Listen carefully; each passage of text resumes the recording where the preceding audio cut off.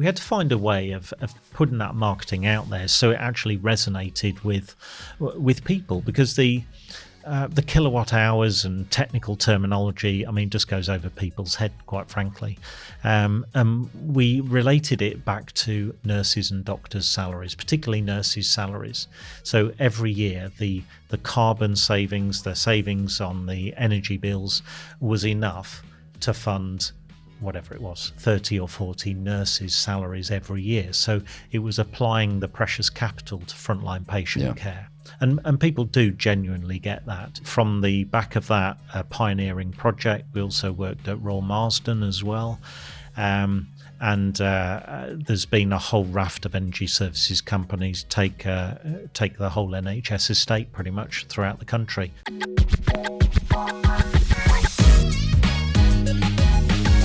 Hello, everybody. Welcome to the Property Funder podcast, or the PF podcast. I'm here today with Mark Stokes. Welcome, Mark. Thank you, Michael. Before we start talking to Mark, I'm going to tell you a little bit about him, and then you can hear more from him in his own words. Mark Stokes is an accomplished entrepreneur, mentor, and investor with over 30 years of experience in business and property. Having founded and scaled multiple companies, Mark has led ventures globally, generating multi-million-pound turnovers and mastered fundraising and commercial conversion strategies. With an embedded ethos of integrity, innovation, challenge, and resilience, Mark is dedicated to helping others achieve extraordinary results. His expertise includes entrepreneurships, the business of property, financial freedom, and growth through innovative and alternative sources of capital. Whether mentoring startups or advising established business owners, Mark provides pragmatic yet inspirational advice grounded in real-world experience to empower and inspire success. So, Mark, it's great to have you here. We know each other through your nephew, William, who very kindly introduced us, and we had a coffee and we got on like a house on fire. So it's great to have you here today. We recently had a budget, the first Labour budget for 14 years. What was your take on that? Yeah, well, firstly, thank you for inviting me onto your podcast. Great. Love how resourceful we are with the podcast, helping many people. So thank you for that. I'm not sure I could say the same for Rachel Reeves, helping a lot of people. I mean, certainly, I think what British enterprise, British business needs, it needs confidence, and confidence comes with stability. And when you've got the ground changing, sea changes like that from the Chancellor, I think it's really rocked British business. I didn't think it was a good budget, but as ever with any entrepreneur, there's resourcefulness. And the longer I've looked at that, and the type of businesses that I invest in, which don't have a very large workforce, so national insurance contributions are a lot lower. I can start to see some of the positives, sort of a bit of phoenix out of the ashes, to be honest. But yeah, that was. I'm not sure it was the best marketing plan that Labour have ever released. Yeah, it'll remain to be seen how the markets, the funding markets, respond to that in the months ahead. But some challenges ahead, I think we could say. So I guess we're going to try and do this interview in a couple of parts. One part talking about, I guess, the how you got here, and then I guess the what's next and how you see the world. Before we start talking about how you got here, can you give us a little bit of the reasons why you might be optimistic around the budget, where you saw the sort of the phoenix from the ashes, so to speak? Yeah, look, I mean, for me, I've got a relentless passion for entrepreneurship, seeing the best in everything. I've also been a troubleshooter for many years, so I'm also a risk manager as well. Look, I think whatever we do, in not just in business, but also with our family office, our pension funds, they're harboured in relatively tax-efficient environments. I like to look long-term, over 5, 10, 15, 20 years in generally most of my organisations. And I can really see the benefits. They didn't change the dividends, for instance, as an example. If we're growing a business to sell, then we've got different ideas on how we're going to structure that. We structure a lot of our assets working with pension assets in trust as well. So that was relatively sheltered from any impact. So overall, we're replanning. We're looking at growth as well. We're franchising a business at the moment, so we haven't seen any impact really in terms of the impact on franchise growth. So I'm really excited about the future. I have to be upbeat on it. We've not got a huge labour force in any of our businesses, but my angle really is looking at the next generation as well. I'm 55 at the moment, and I'm really looking at not just creating a legacy, but it's the baton change to the next generation. My kids are in their mid to late teens and early 20s, and I'm looking at creating that baton change so they understand what it's like to be a shareholder, as an example. So we're looking at long-term structuring, long-term wealth creation. And look, this government is going to be around for 4 to 5 years. Then there's going to be another sea change. And that really is the great British conundrum, really. We have these short-term election cycles. That's democracy in action. But it does mean we've got this short-termism, and forever has it been so. And you don't buy into the idea that the 2 million people and counting who signed the petition that want to have a new general election, that they won't see their wishes fulfilled. No, I don't. But it does show the discontent in society there. I'm not so sure there's going to be a vote of no confidence anytime soon. I mean, we're just literally months into a new government. But I think it's certainly given them food for thought, and that sends a very clear message from the electorate. But look, the electorate gave their clear message over the summer or over the spring. So, I'm afraid we've got that to live with for the next 4 or 5 years. Well, I'm not going to take up the debate as to whether that was a clear mandate or not. But anyway, the majority is what it is. So we have to move on. And I think, more generally speaking, that you've got to work as an entrepreneur. You have to work on the assumption, and when life gives you lemons, make lemonade. Exactly. So you've got to find the opportunities where they come. Let's talk about how we got it all started, how it all began. You're sort of a little over a decade older than myself. You look very well for it, I might add. As you were saying before, you made your way to the gym this morning, so obviously you're taking great care of yourself, and we can talk about a little bit about that in the second part. How did you get into business? What was your route into the world of business, and then let's talk about the evolutionary path, how that progressed. Yeah, do you remember the film Sliding Doors? I do remember it, yes. Yeah, well, my career has been a series of sliding doors, and it started. I did my degree way back when there was polytechnics. I graduated with a degree in construction from Sheffield Polytechnic, and at that time, British Telecom were losing their monopoly on the old copper networks, and there was a lot of US money starting to come into the British economy to put in fibre networks. And what is now a billionaire, guy called David McCourt. He's based in Boston, Massachusetts. He's an Irish American. He plucked me out of university, and I was one of his first employees in the UK. And it was firstly to look at cable TV, but then looking at fibre backbones in the country. And then we went to London, and one of my first roles in London was put a fibre network around the city of London and connect to 600 financial institutions, all the big organisations, Canary Wharf and the like. Literally being plucked out of being a degree student into life. He took me to the States for 6 months, where I did my first joint venture, which was a joint venture between my employer, Peter Kiewit & Sons, which is a bit like Balfour Beatty in this country, a very large contractor, and the US Army Corps of Engineers. So a very unique project at Lock and Dam 16 on the Mississippi. Contract start date was when the Mississippi froze over and the grain barges couldn't make their way downstream.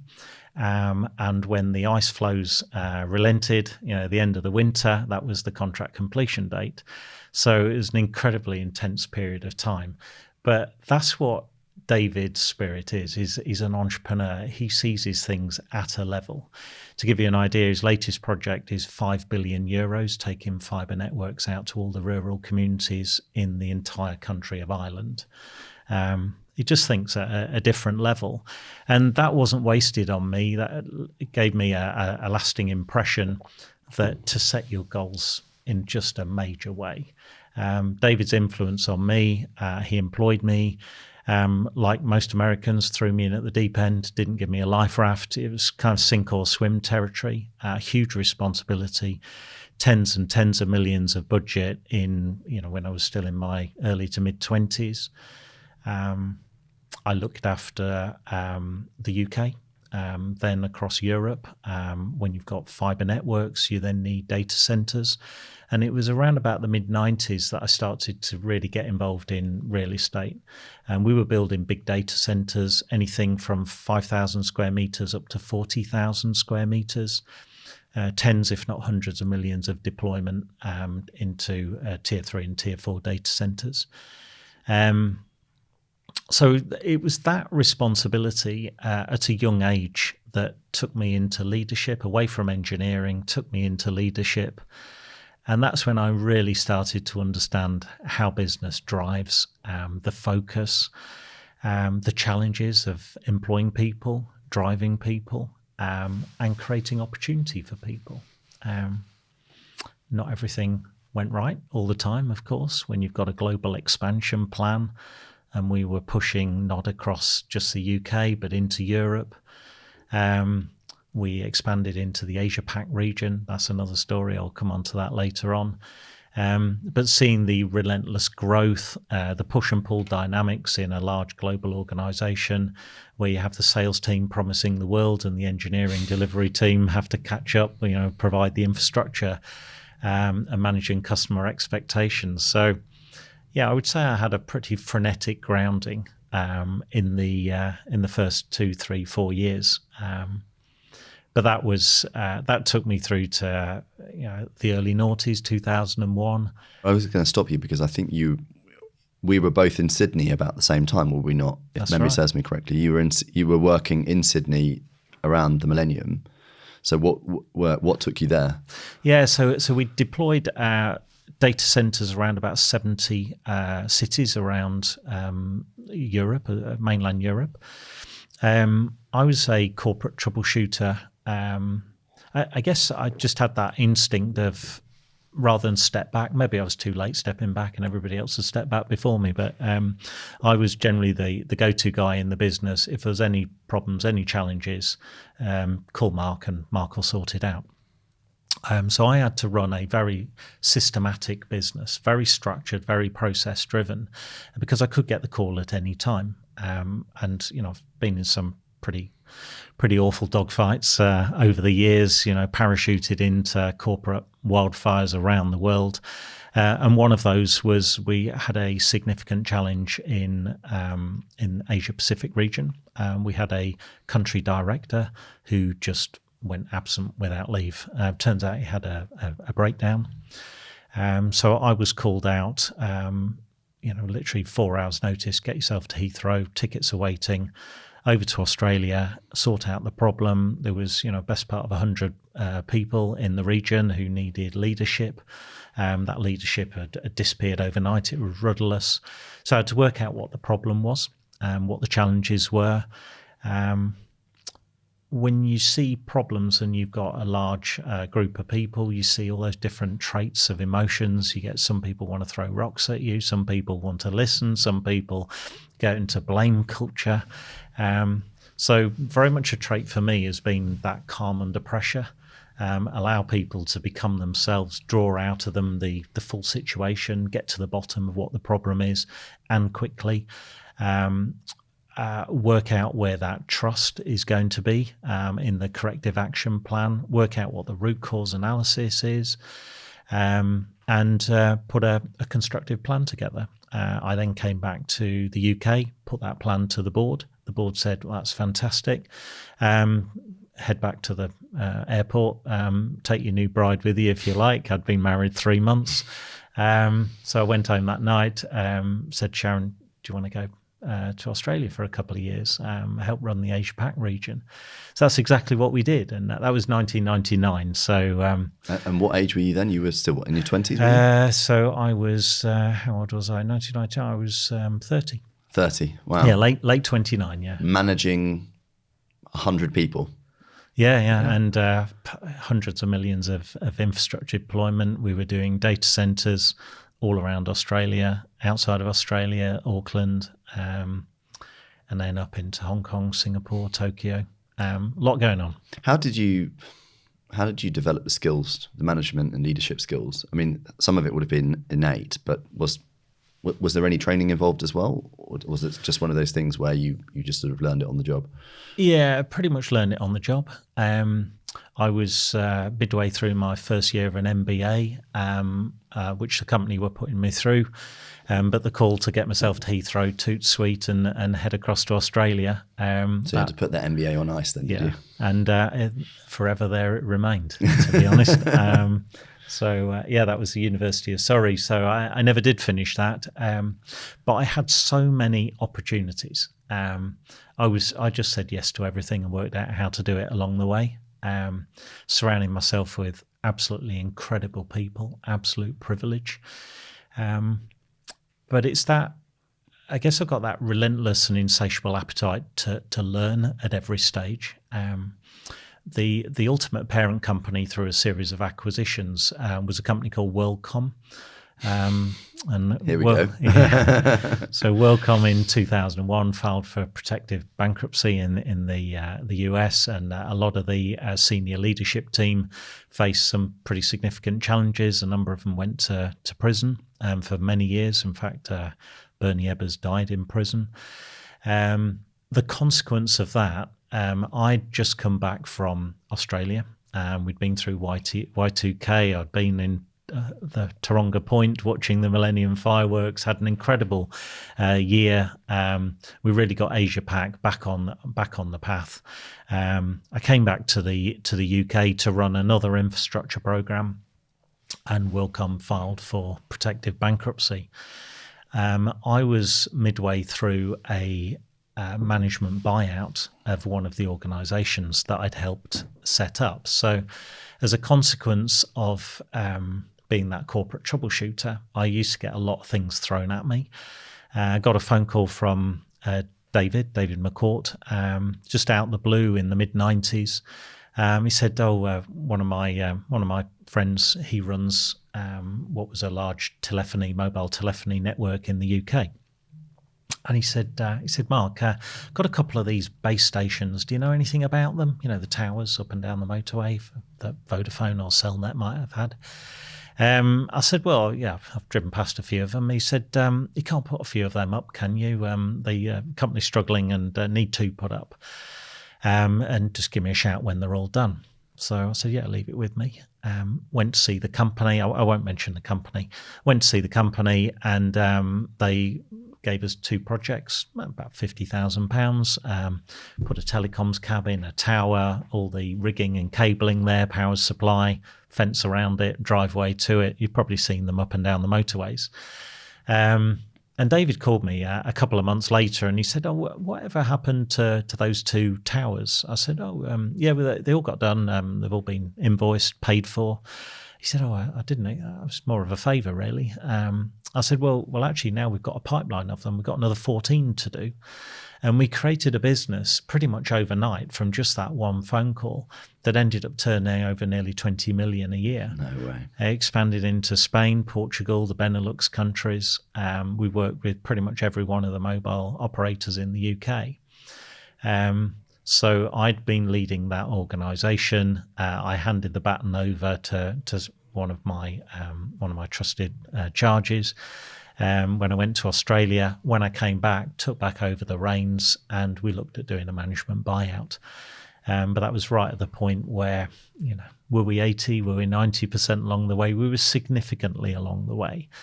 But as soon as WorldCom filed for protective bankruptcy, it was like game over. So from the euphoria of almost completing a management buyout and coming back from Australia, we sat as a board, and the US were on the phone and said, right, we need to cease all operations and close the global infrastructure division, which was turning over about $450 million US at the time. Wow. Had probably around about 400 members of staff.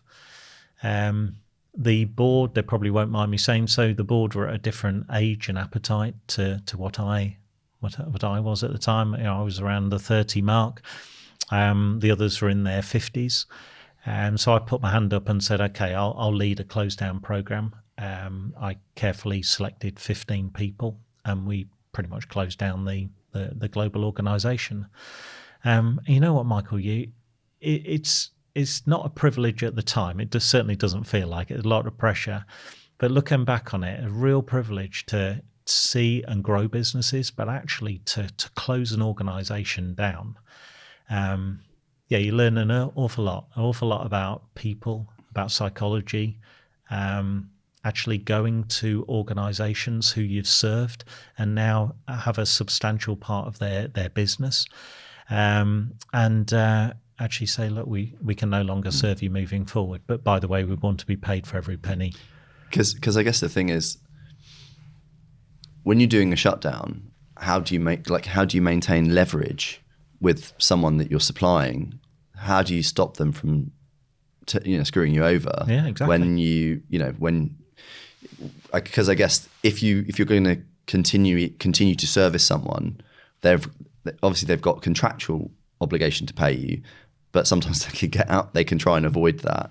But then one of the reasons they will pay you, and I see this actually with my with the agricultural business that we're involved in, they'll pay you because they want to keep receiving the product going forwards. If they're not going to keep receiving the product going forwards or the service going forwards, how do you maintain that incentive on them to keep paying you? With great difficulty. yeah, because they're focused on growing their business, and quite frankly, there's no more business coming from us moving forward. So you have to look at the contracts. You have to look them in the whites of the eyes as well. And was there no competitors who could have bought those contracts from you, for example? We did look at that. We did look at creating collaborations and making that handover and collaborating, at the end of the day. As long as we were paid, we were served, and also enabled a transition process.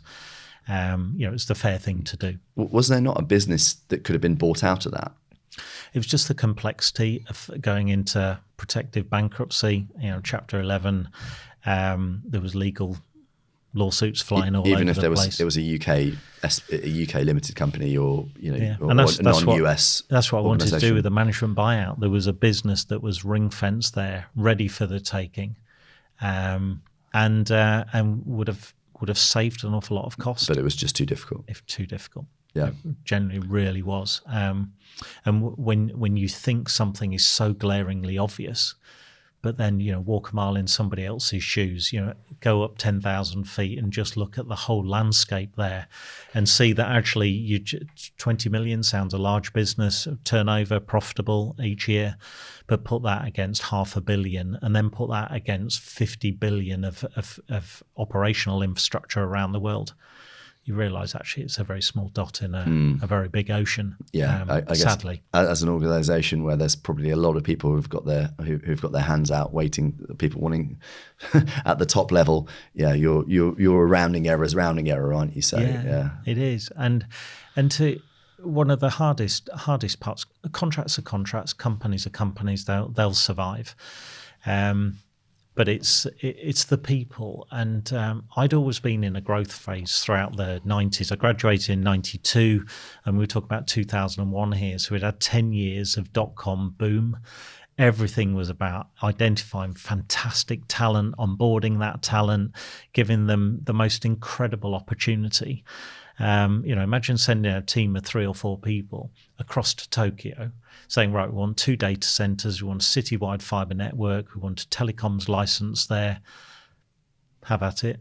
Literally go and create a plan. You need very self-disciplined, very self-motivated team there. But then when it comes to a close down, how do you approach those people? All that motivation and drive. And what I did was I, as best I could, tried to get everybody together. Some of the toughest days of my life, to be honest, standing on stage and delivering that message to, in some cases, groups of 100, 200 at a time, and just telling them exactly how it is. You've got HR there saying, well, you can't do that. There's a process you have to follow. And we did indeed follow exactly the right process, give everybody the opportunity to move on and keep contracts whole as best as we could. But I felt, given the circumstances, if you haven't got the respect of the team, they won't be around to support you. And we secured a team of 15 trusted people within that team who led that program. They'd been there for many years themselves and helped me do that. And it was a real team effort, but it took its toll, really took its toll. And I think it's only when you're out the back end of some of those type of experiences that you really realize how deeply tired you are, emotionally drained. But at the same time, there was a bit of a rush there as well. This episode is brought to you by J3 Advisory. J3 understands the unique insurance challenges that lenders face and are committed to providing solutions that offer peace of mind and financial security. Their expert advice helps you make better, faster decisions about your insurance program. Interested in a CPD session to update your teams on the current insurance landscape, or need precise and practical insurance advice for life schemes? Get in touch with J3 Advisory. Learn more at j3advisory.co.uk. J3 Advisory is authorised and regulated by the Financial Conduct Authority. When did that wind down process finish, and what did you do next? So that process finished late 2001. It was all consuming. I'd love to tell you, I designed my my next stage while I was still in employment, but literally it took everything out of me. But what I did know was there was a real opportunity for what we call carrier neutral data centers in the marketplace. And I put a business plan together with a couple of fellow directors, and we presented the business plan to a UK PLC to see if they were interested in a design and build startup within their organisation, design and build of data centres. And we became a mission critical technical delivery organisation. And the organisation that we presented the business plan to was a support services organisation you probably know of, called Mighty. What many people don't know is that Mighty stands for, it's an acronym, stands for Management Incentive Through Investment Equity. So what we did, we created a new startup within the PLC. And the management incentive through investment equity, we structured the working capital in that we put 49% of the working capital in. So I turned up day one, director, MD of a new business, wrote a check for 49% of that working capital before they let me in the door. And Mighty put in the other 51%. And then there's an earn-out mechanism to sell your shares back to the company. And that in itself was a massive learning curve, because this was a founder, David Telling, who he'd got a family business, and this family business had expanded, probably overtraded a bit, gone to the States, got in trouble, and he hadn't lost the business, but he'd opened himself up to a hostile takeover. And in the end, the hostile takeover took him and his family off the board, and he lost the business that way. So he did a reverse acquisition. He acquired a struggling business and reversed himself into, because they had listed status. So he became a PLC, and Mighty was born. So that entrepreneurial pedigree there, but it was always about protection. By having members of the senior management team holding up to 49% of the shares in the PLC, that's a very difficult organisation to do a hostile takeover. So he created opportunity for entrepreneurs, for talented individuals, talented business owners who could bring a massive sea change to the organisation. And that really gelled with me, because I've had these multiple opportunities of entrepreneurship, and this was yet one more example there. They signed on the line there. We created the new business, and that business, we got to probably about 50 million a year turnover of that business over 7 or 8 years. So it created a lot of opportunity, and we exited the shares of that business, and I still kept my role. 2008, how great was that? Great timing. So what was next? What came next? Well, the beauty of that was in selling my shares, I didn't lose my job. So you were in full employment, but you also had cash in your pocket as well. Exactly that.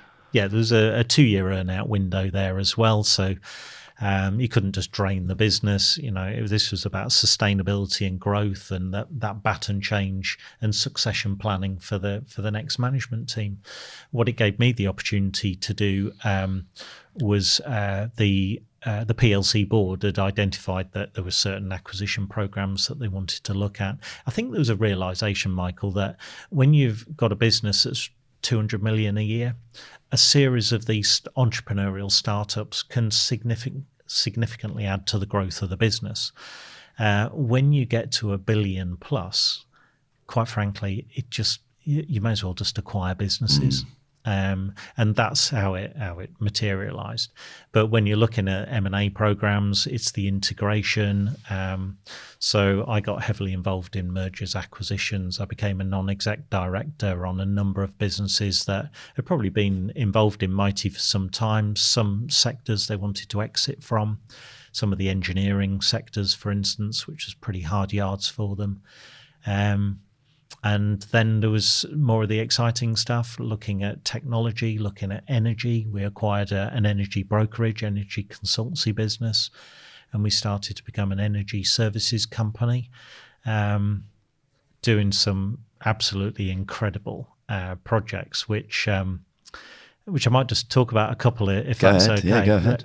Because I think one of the key things for me was always about creating shared value. It was growing businesses, growing organizations that not just created great shareholder returns, great cash flows and a great bottom line, but also giving something back to society. As an energy services company, we had the skills in energy. After all, what is a data center? It's a bloody great power station, quite frankly, generating power, cooling.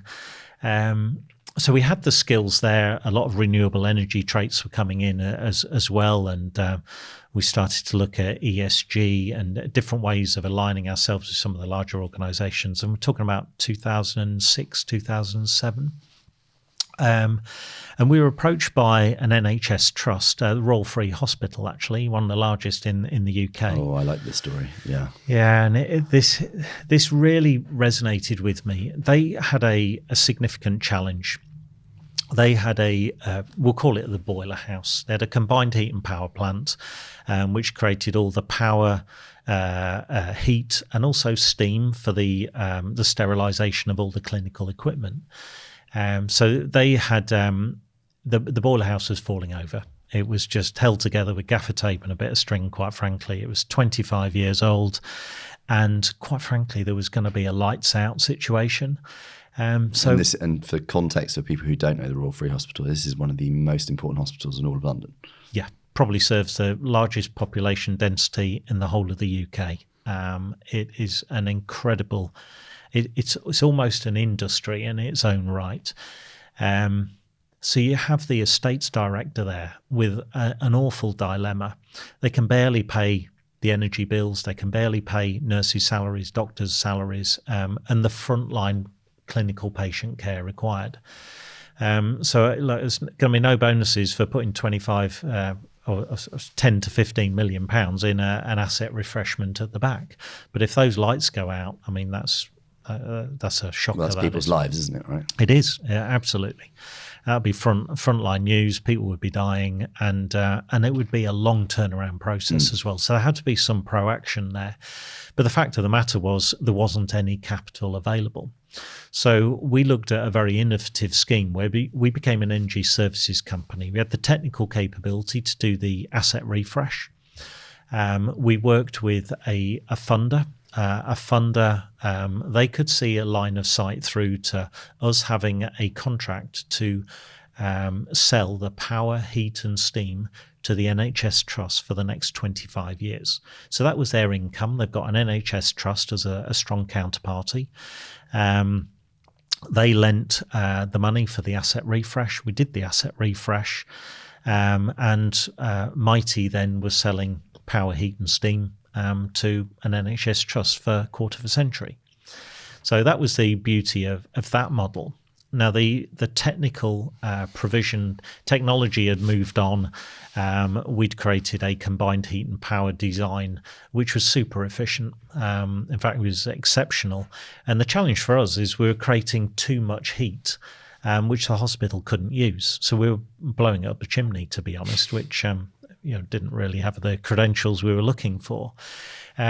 So we got a bit industrious around the local community, started to look at areas that we could take this heat offtake to. Now, Royal Free Hospital is surrounded by half a dozen tower blocks, which are all in technical fuel poverty, which at the time was 20% of disposable income by the residents was being spent on utilities. Goodness knows what that figure is now with the hike in energy prices. But these are people living in desperate poverty. And when you've got desperate poverty, you've not got people turning their heat on, which means sickness, and you've got a lot of people visiting the Royal Free Hospital.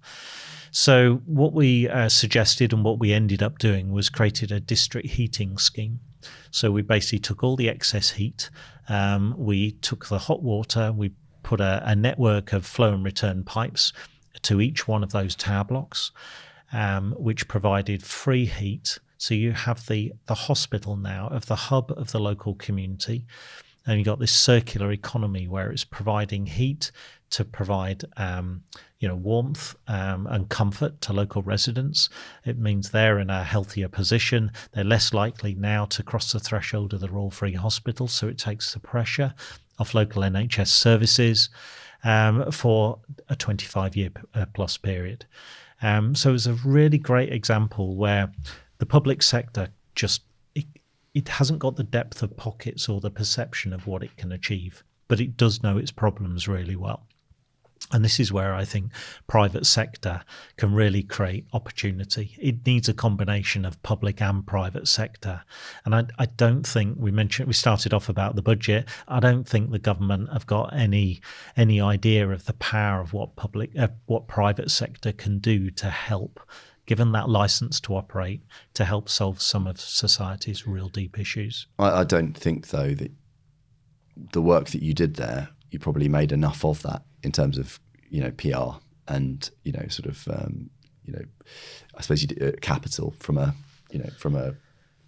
broadcast perspective. You'd be lucky if that was a BBC London News feature for 5 minutes and that's it. You get, there's an expression I use quite frequently is no good deed goes unpunished. So I've been wondering where your punishment was in that respect. Well, we had to find a way of putting that marketing out there so it actually resonated with people, because the kilowatt hours and technical terminology, just goes over people's head, quite frankly. We related it back to nurses and doctors' salaries, particularly nurses' salaries. So every year, the carbon savings, the savings on the energy bills was enough to fund whatever it was, 30 or 40 nurses' salaries every year. So it was applying the precious capital to frontline patient care. And people do genuinely get that.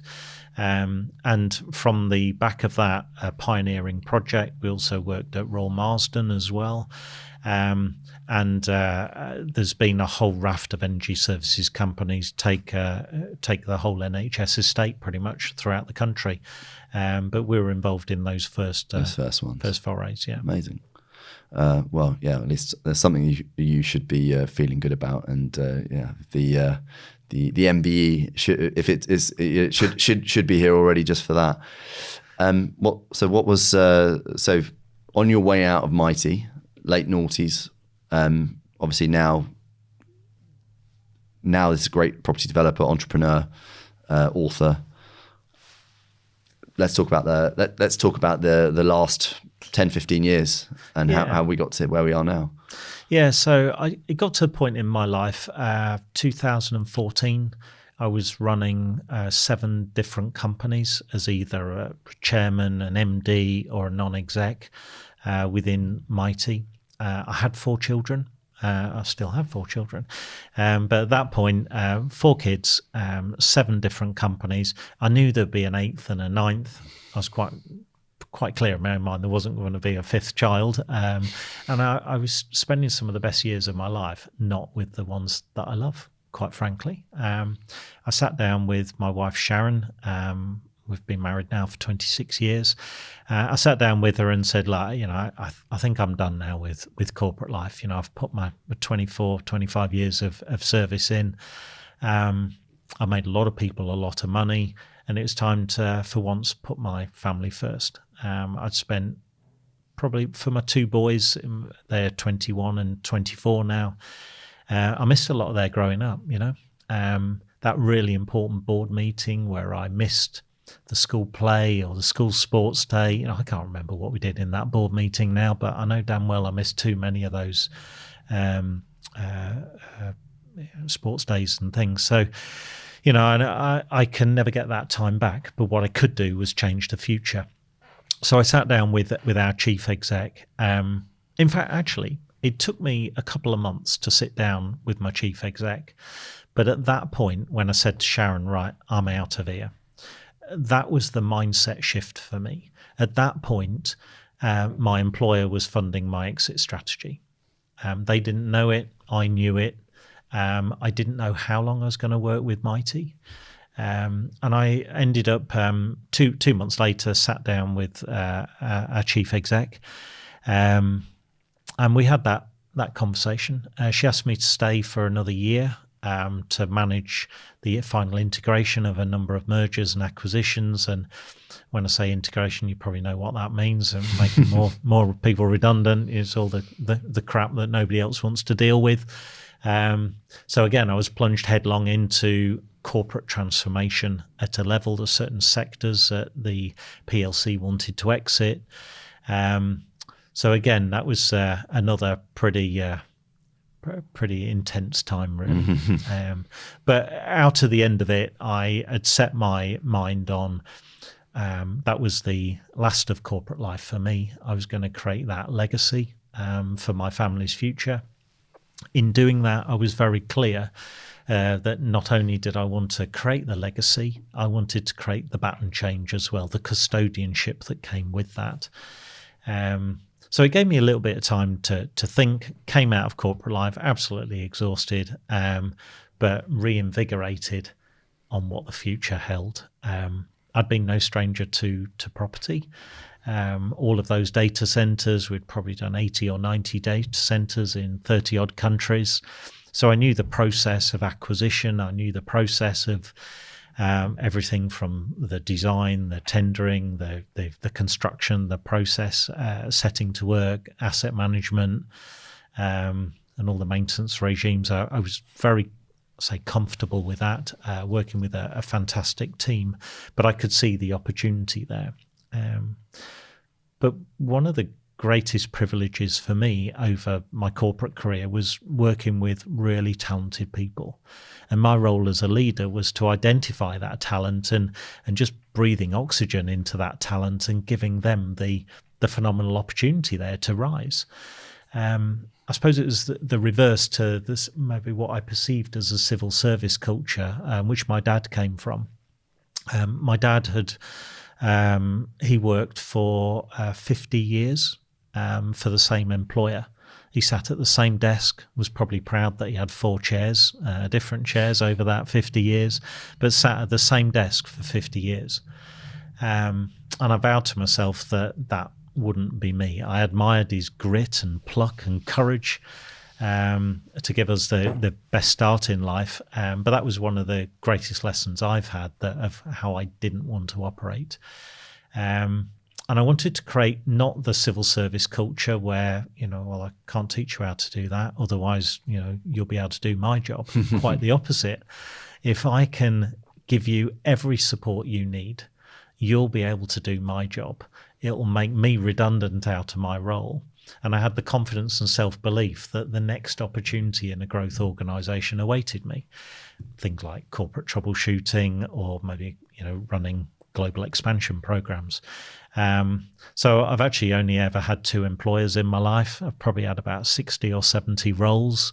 And I've always had that thrill of seeing people outperform and achieve whatever they thought was possible. And I just love that feeling. So it was a natural position for me to then start backing great talent, working with great talent, and seeing them achieve fantastic businesses. So that's my passion now. Yeah. And what was, if we just talk through the journey as a property developer, and then we can maybe talk about the journey as a sort of venture capitalist, and maybe for want of a better expression. But how did you progress the property development piece? What do the first developments look like, and then maybe just give people a bit of colour as to the type of development investment that you're doing now. So I exited May 2015. And of course, what we had at that stage was permitted development rights. Had been there for a couple of years. They're about to go permanent. So we saw quite a unique opportunity for us to use our skills to move into commercial to residential conversions. I actually thought that would be a little bit easier than it was. I put together my CV, my experience. 80 data centers ranging from 10 million up to 200 million each. Massive corporate deployment. And the first few banks that we went and had conversations with, they said, that's marvellous. Any chance of any residential in any of that? So I had to kind of re-earn my spurs again. But that was a short blip. But the first opportunity we saw, my business partner actually found it in Colchester. It was owned by a local businessman. Nigel went for a haircut, and there was a guy on some step ladders drilling the for sale sign in. He had a chat with him, said, yeah, the building's going on the market tomorrow. This is about 10 o'clock in the morning. On the way over to have his haircut, he called the agent, said, can I have a look at it at lunchtime? Said, yep, but it's going on the market tomorrow morning. Had his haircut, went to visit it, called me. He was in his car on his laptop. We did the numbers. We put an offer in at 1:30 that afternoon, and it was rejected. Mm-hmm. We put a counter offer in at 2:30, another one in at 4:00, and we got a yes at 5:00 that afternoon. Nice. So from Adrian didn't have to work very hard then. No, he didn't. No, it was 4 screws and a step ladder. But the local guy who he'd been running out of this business for quite some time. He was retiring, and he just wanted a safe and easy passage, to be honest. So we'd met him when we did the walk around. So that was actually the quickest deal that we've ever done. From seeing it to getting a yes was the first one. That was about 7 hours. Yeah, took probably 5 months to get to legal completion on it, but yeah, that was permitted development rights, and that was the way that had been structured. It already had PD. He really liked 2-bed apartments, and these apartments were between 90 and 95 square meters each. They were for 2 beds. They're far too big. Yeah, huge. And of course, the sales price per square foot in that area at the time, it's not great. No, it would have been competing with the 2-bed starter home where you could park your car on a driveway. So we sweat the asset. We went back in for PD. It literally doubled everything, to be honest. 16 1-bed apartments. It was probably the smoothest development we've ever done. 12-month build, we had a queue as long as you like down the road when we put them on the market. Sold them all. Great development. And you went again. We went again. Yeah, we've now done that was 16 apartments. We've now done about 300 apartments. Last one was probably about 18 months ago. And generally, we operate around London and the home counties. So I've had a good run, studios, 1-bed apartments, a smattering of 2-bed apartments. We've sold most of the developments, probably 2/3 of the developments. We're currently holding 1/3 of those. In an ideal world, we'd have probably sold a good majority of those as well, but obviously the market changed for us. So like numerous times in my career, I've had to be tenacious, agile with my fellow directors. And we're no stranger to asset management as well. I mean, sometimes you could cry in your beer and say, I wish it was another way, but actually I'd like to see the opportunity in most things. I'm generally a positive person. So we're creating our own internal lettings team and our own block management services. And that's going really well indeed. And we're inundated at the moment with organisations that want to help with their assets. So yeah, it's just created opportunity for us. But what it's given us is the ability to be very, very economic and efficient with our precious resources, to be honest. So I'm really enjoying that control. And again, out of a challenging set of circumstances, we've created opportunity.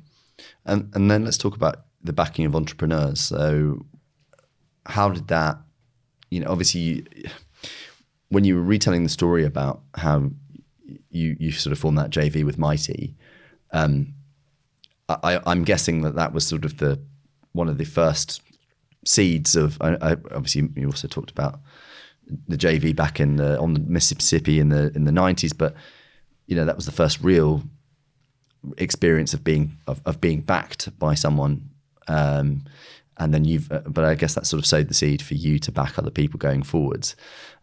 So what did that first look like in terms of you backing someone else? Yeah, you're right. I mean, somebody put their trust in me. David saw something, a young guy coming out of Polytechnic with a degree. He took a chance on me, and then he took another chance on me when I decided to grow that mobile base station business. And I've been mentoring people since 1996 probably, in growing management teams, giving people opportunity. So I continue to do that. It's a real passion of mine. I continued to do that as soon as I left corporate life in 2015. One of those opportunities, I guess many people have sought mentorship in the business of life, but also in property as well. Jake started working with me in 2018 through to 2019. What Jake wanted to do was he wanted to leave his job. He was a quantity surveyor. He'd worked with some of the large QS practices in London and also in Abu Dhabi and Dubai on some of the big tower blocks. And quite frankly, he was fed up of the job, fed up of being an employee. He's got a young family on the way. So, needed a change in life, and, thought property would be the road to riches, like many people. So we had a bit of a come to Jesus moment that probably wouldn't come, immediately. And I always like to give people the nitty gritty of what it really takes. I think there's so much of an emotional charge journey about property, but let's ponder. So I did a situation report with him on exactly where his current position was, and he genuinely loved quantity surveying, absolutely loved it. But what he didn't like was being an employee and being forced to work wherever and sent wherever around the world. So I said to Jake, well, look, why don't you set up your own quantity surveying practice? You love what you do it for yourself. And he said, well, look, I don't know how to set up a business. I don't know how to make that start. I said, well, look, we've got to know each other. I do know how to do that. And if I back you, shall we do that together? And that's exactly what we did. So we backed Jake. We created the QS company. Does what it says on the tin. It operates nationwide. It's got its HQ in Preston in Lancashire, and it provides quantity surveying services for contractors, developers, and for banks as well. So we've now wind forward nearly 5 years. Business is going great guns. It's got full order book. It's growing. So we've now got this challenge of growth. How do we define what that growth looks like? And it's been incredible seeing the journey of the leadership of Jake, because my role is to make sure that, Jake grows from being in an operational capacity to actually a leadership role himself and becoming the MD of the business. So we've decided that the right growth strategy for the business is to provide other opportunities for people who had that same dilemma as Jake, love the job but don't like to be the employee. So we're actually going to franchise the business, and we're about ready to launch, in fact, in a few weeks' time, the franchise opportunities to quantity surveyors who have got maybe 5, 10, 12 years experience, RICS background, who can take a territory in the UK, become part of an incredible management team and really scale the business into something incredibly special. Well, it's quite possible we've got 1 or 2 quantity surveyors watching and listening to the show. As you know, as a development lender, Avamore works with plenty of them, so maybe someone's watching and fancies to go themselves. Yeah. I think we'll draw this part 1 to a close now, so I wanted to say, for the purpose at least of this part of the recording, thanks very much, Mark, for sharing your experiences. Join us again next time in part 2, where we'll talk about what the future holds for you and maybe some of your secrets for success. Thank you. Thank you, Mark.